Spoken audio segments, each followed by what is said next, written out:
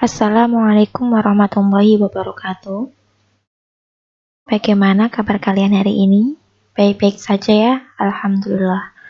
Oke, di sini Ibu akan memberikan materi mengenai ekonomi mikro syariah pada 1 semester ke depan. Nah, apa sih ekonomi mikro syariah dan ruang lingkup apa yang dibahas dalam ekonomi mikro syariah? Selanjutnya akan Ibu jelaskan di slide. Nah, sebelum kita bahas jauh mengenai ekonomi mikro syariah, kita harus pelajari dulu nih, apa sih perbedaan antara makro dan mikroekonomi? Karena kedua ilmu ini adalah cabang dari ilmu ekonomi. Makroekonomi, kita pelajari terlebih dahulu pengertiannya. Makroekonomi dilihat dari kata dasarnya yaitu makro, artinya besar. Nah, ilmu makroekonomi ini adalah ilmu yang membahas mengenai agregat ekonomi yang lebih besar seperti pendapatan nasional, inflasi, pengangguran, neraca pembayaran, seperti ekspor dan impor. Kemudian, ekonomi mikro dari dasarnya kata mikro yaitu kecil. Ekonomi mikro ini mempelajari tentang perilaku individu dari keseluruhan kegiatan ekonomi, yang berarti dari satu konsumen, satu rumah tangga, dan bisa saja satu perusahaan, satu produksi. Gimana? Sudah ada gambaran mengenai makroekonomi dan mikroekonomi? Selanjutnya kita akan belajar mengenai mikroekonomi syariah. Nah, mikroekonomi syariah ini timbul karena adanya keinginan untuk mobilitas. Dalam surat Al-Jumu'ah ada ayat yang berbunyi seperti ini. Fa'idha qudiyatis sholatu fantashiru fil ardi wabtagu min fadlillahi wadhkurullaha katsiran la'allakum tuflihun.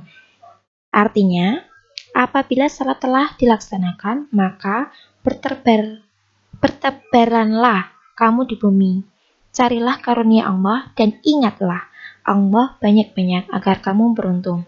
Pada ayat ini menjelaskan bahwa setelah kita berkewajiban hablum minallah, maka seharusnya kita harus mencari karunia Allah dengan hablum minannas.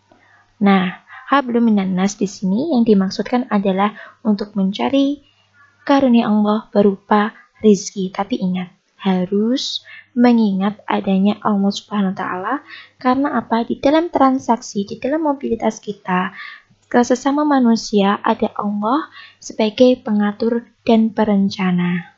Nah, setelah ayat ini yang mengingatkan kita untuk bekerja agar mencari rizki yang halal dan barokah, kita akan lanjut mengenai mikro syariah selanjutnya pada slide berikut. Apa sih ekonomi mikro Islam?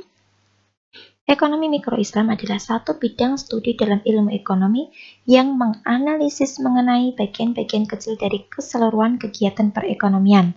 Keputusan diambil oleh setiap unit ekonomi dengan memasukkan batasan-batasan syariah sebagai variabel utama. Nah, di dalam ekonomi mikro Islam ini ada batasan-batasan syariah yang harus dilakukan setiap produsen. Tidak hanya produsen, tetapi juga konsumen harus ada batasan-batasannya. Di dalam ruang lingkup ekonomi mikro, yang pertama adalah apakah jenis-jenis barang dan jasa yang perlu diproduksikan, bagaimana barang dan jasa yang diperlukan masyarakat akan dihasilkan, dan untuk siapakah barang dan jasa perlu dihasilkan. Jadi, ruang lingkup yang akan dibahas pada ekonomi hanya sekedar pada perilaku individu, bukan ke agregat yang lebih besar, seperti yang tadi sudah dijelaskan, yaitu pengangguran, inflasi, pendapatan nasional, dan neraca pembayaran.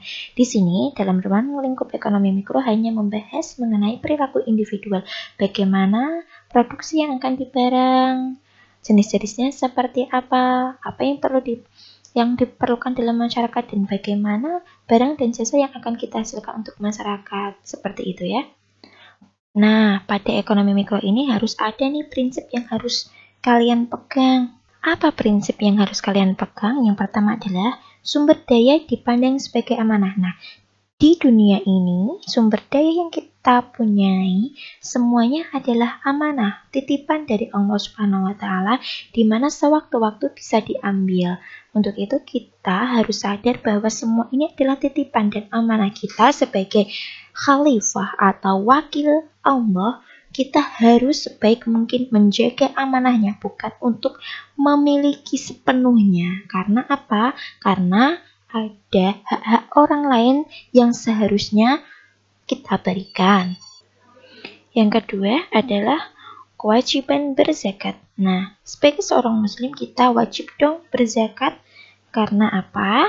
Zakat ini adalah alat distribusi sebagai kekayaan orang yang ditujukan untuk orang miskin dan mereka yang membutuhkan. Jadi ada hak orang lain pada harta kita yang kita miliki.